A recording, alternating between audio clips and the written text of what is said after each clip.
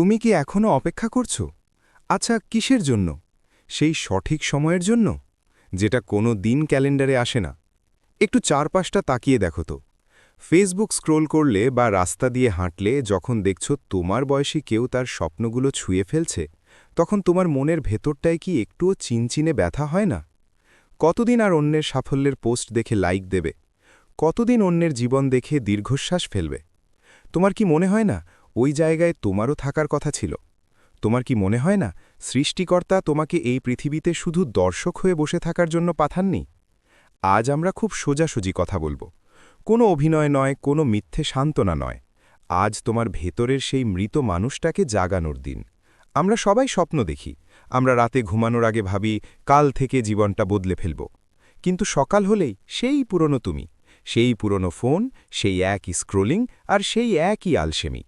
সমস্যা এক, কাল থেকে রোগ। আমাদের জীবনের সবচেয়ে বড় শত্রু হল কাল। এই কাল একটা মরীচিকা। তুমি যখনই কালকে ধরবে সে আবার পরশু হয়ে যাবে। সমস্যা দুই, অজুহাতের পাহাড়। তুমি বলো, আমার কাছে টাকা নেই, আমার সাপোর্ট নেই, আমার ভাগ্য খারাপ। সত্যি বলছি, এগুলো স্রেফ অজুহাত। যার জেদ আছে সে ফুটপাত থেকেও সাম্রাজ্য খাড়া করে, আর যার জেদ নেই সে এসির নিচে বসেও সুযোগ হারায়। সমস্যা তিন, আলসেমি। আলসেমি কোনো শারীরিক রোগ নয়, এটা একটা মানসিক ফাঁদ। তুমি আলসেমি করো না, আসলে তুমি তোমার লক্ষ্যকে যথেষ্ট ভালোবাসো না। তোমার লক্ষ্য যদি তোমার নিঃশ্বাসের মতো জরুরি হতো, তবে তোমার চোখে ঘুম আসত না। কেন আমরা কাজ শুরু করি না? কারণ আমরা ভয় পাই। কিসের ভয়? লোকে কি বলবে? যদি ব্যর্থ হই তবে লোকে হাসবে? মনে রেখো, তুমি যখন না খেয়ে থাকবে, লোকে তখন খাবার দিতে আসবে না। তুমি যখন ব্যর্থ হয়ে ঘরে বসে কাঁদবে, তখন সমাজ তোমাকে সান্ত্বনা দিতে আসবে না। তাহলে কেন তাদের ভয়ে নিজের স্বপ্নগুলোকে গলা টিপে মারছ?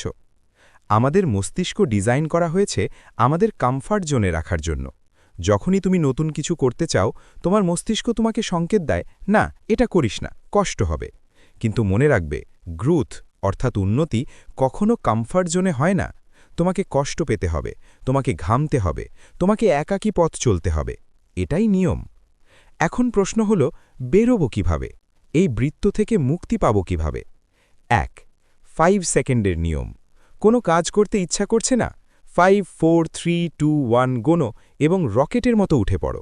মস্তিষ্ককে ভাবার সময় দিও না। ২. ছোট লক্ষ্য, স্মল উইনস। একদিনেই হিমালয় জয় করতে হবে না। আজ শুধু এক পাতা পড়ো, আজ শুধু 10 মিনিট ব্যায়াম করো। ছোট ছোট জয় তোমাকে বড় যুদ্ধের সাহস দেবে। ৩. নিজের সাথে যুদ্ধ। তোমার প্রতিযোগিতা পাশের বাড়ির ছেলেটার সাথে নয়, তোমার প্রতিযোগিতা তোমার গতকালকের সংস্করণের সাথে।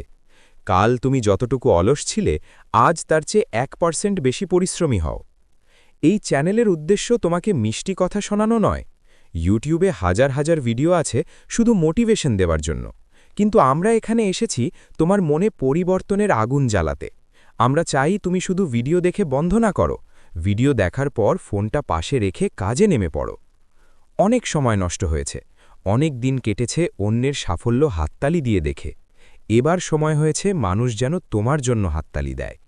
আয়নার সামনে দাঁড়াও, নিজেকে প্রশ্ন করো, তুমি কি এভাবেই হেরে যেতে চাও, নাকি তুমি চাও দুনিয়া তোমাকে মনে রাখুক?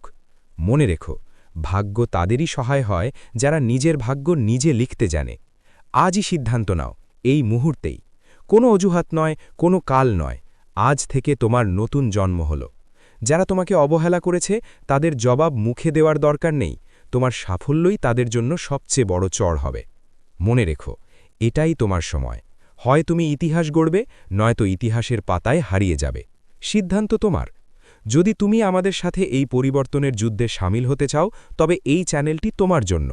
এখানে শুধু কথা হবে না, এখানে বাস্তব পরিবর্তনের লড়াই হবে।